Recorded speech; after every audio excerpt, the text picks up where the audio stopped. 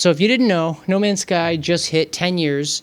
Unbelievable. And for that entire 10 years, Hello Games has released, I think it's close to something like 45 updates, all for free. And we're not talking about little rinky-dinky updates. We're talking about game-changing updates where they've added oceans. We're not talking belly button deep. We're talking deep oceans. There's giant squids, stingrays, seahorses, crabs, floating islands, shipbuilding. Recently, Hello Games released this video on their YouTube, essentially celebrating 10 years of No Man's Sky, showing off all their updates. Also, at the end, there's a little treat. There's a little nugget, a little golden nugget. Cosmos. I'm really excited. Now, what does this mean? We don't know. What we do know is it's an upcoming major free update, which might have something to do with galaxies. We're thinking it's going to be pretty big since it is the 10th anniversary. Now, speaking of new videos, I recently made a video talking about the launch of No Man's Sky and what made it so strange. The video took me like over a month to make, and one of the biggest reasons was the fact that there was just a lot of research. I did a lot of research. I kind of told it through my perspective because I was witness to all of it. You know, I bought this game day one. This is from GameStop right here. This is an original copy. Hey, when No Man's Sky did launch and it wasn't finished, and you know, a lot of us thought Hello Games was just going to run away with all the money. When you know that No Man's Sky's game engine was made by Sean and the team, and that this was a passion project. Sean has even talked about it in interviews where, you know, he literally, one of the reasons that he started Hello Games was so that they could make a space game like No Man's Sky. But number one, it becomes clear why Sean was the mouthpiece, right? Why he was the main guy, the mascot of No Man's Sky. He's doing all the interviews. He's the face of No Man's Sky. Makes a lot of sense. But then also, looking back, it's very clear that they were never going to walk away from this game. You know, in the video, I didn't want to just come out and say, hey, this is why the game released unfinished, because I made it very clear that there wasn't any one particular piece of evidence that proved why No Man's Sky released unfinished. But I will say it in this video, I'll say allegedly, but I think it's pretty clear. Sony was really to blame. And I want to say that allegedly. I don't want to, like, you know, get in trouble with Sony, but it's clear. Like, it's clear that Sony was the one that gave them a strict deadline. Because if you think about it, Sony is a big company. What is a company's bottom line? It's profit, right? It's essentially you have to make more money every quarter than you did the previous quarter. Because if you're not making more money, then you're failing, right? You're dying. From my perspective, what I believe probably happened is when they made this deal in 2013, 2014, I would imagine, because we know Sony's got to make more money, it's all about profit, they're thinking ahead, they probably said to Hello Games, the game has to be released on this date. And if you think about it, in 2014, that's 2.5 years away. I bet Hello Games probably thought, oh yeah, we can get it out. We can get this done. Like, we'll be, no problem. And then as it got closer and closer to 2016, they were probably getting pretty worried. And they go to Sony and they say, hey, Sony, we need more time.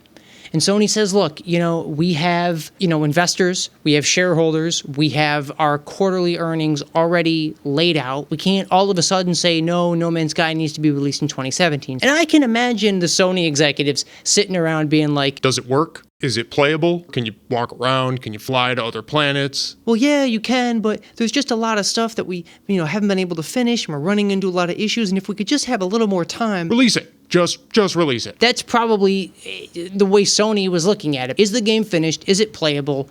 Release it. I have been saying it for a long time in private. I'm going to say it right now on camera. I really believe that Hello Games is the quintessential game developer. In other words, if you're going to have a game developer behind a game, Hello Games sets the example. And not because they released a game unfinished, but because they absolutely care about the players and about the game. And I'll give you a great example. In No Man's Sky, there is a duplication glitch where you can take any item in your inventory, any element, and you can duplicate it to infinity. You can also do what's called wire glitching, where you can resize different objects that are not normally resizable. These exploits have been in the game for years. And you might think maybe the reason that Hello Games doesn't patch them is because they don't know about them, right? That's probably what it is.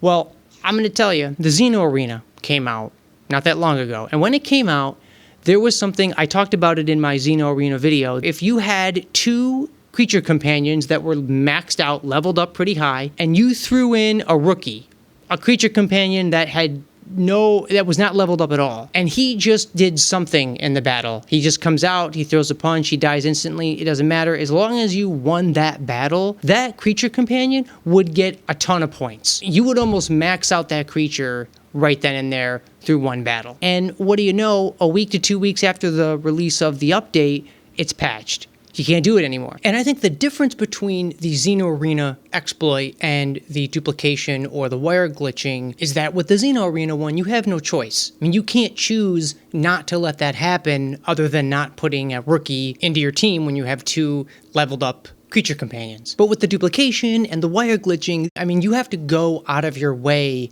to do these. I really believe that Hello Games, they know about these exploits and they allow players to do them because why not? I really do feel that the way that Hello Games looks at it is, look, they don't break the game, they don't affect other players. These are glitches that players want to do. That is one thing that I just love Hello Games for. There was a lot that I learned just through doing that video, and it gave me a whole new perspective on No Man's Sky. You know, it gave me a whole new appreciation for Hello Games and what an amazing game company that they are. And you know, a lot of people compare No Man's Sky to Star Citizen. Comparing the two games, I think, is unfair because they're very different games. Star Citizen is one of the most realistic space simulators you'll ever play. I mean, that game is so goddamn realistic. Just to start your ship up is an ordeal. I mean, you're twisting knobs, you're pushing buttons just to take off. If you want to land in a space station, you have to get clearance from that space station. The ships are not cheap. The ships are we're talking hundreds, even thousands of dollars. You know, the game also is not even out. It's been in alpha stage longer than No Man's Sky has been a game. There's always a surprise when you're playing No Man's Sky. You could be flying through the solar system and get an incoming message, stop your ship, and there's a giant jellyfish just floating there, talking to you. I mean, talking to a jellyfish. I didn't want to make this video too long. I just wanted to say happy 10-year anniversary to No Man's Sky. I cannot get over the insane evolution that this game has gone through. It really does get me excited for the next 10 years of No Man's Sky.